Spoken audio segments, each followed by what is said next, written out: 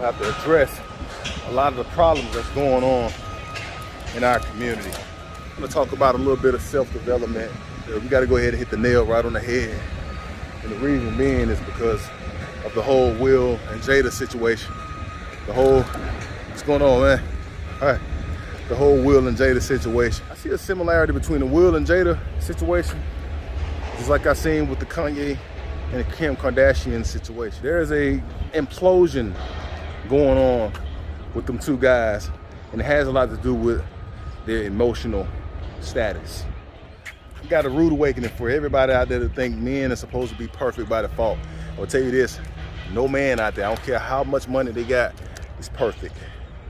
A lot of us can sit back and easily say what they would have done. Oh man, if Chris Rock would have said something to my girl, man, bam, I would have went up there, man. I would have came up at this shirt. I would have did it.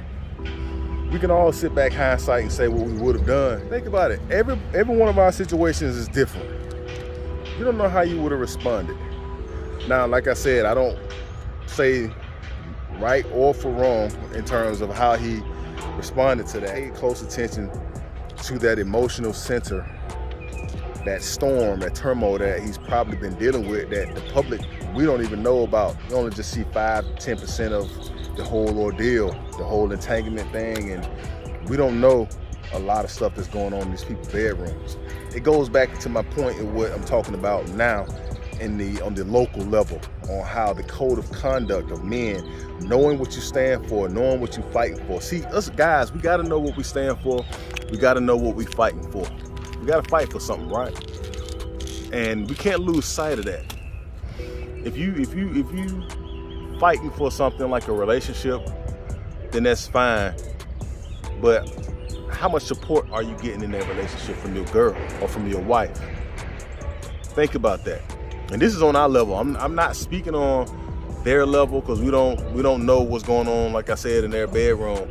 But for me, I know I have a certain set of integrity. I have a certain set of morals, a certain character, a certain set of code of conduct that I live by, such that like when I get with someone like a woman, if it manifests and transpires to an exclusive relationship in which that's what I want, it has to be a certain type of code of conduct. I can't forget what I'm doing this whole thing for. You can't lose sight of that, man.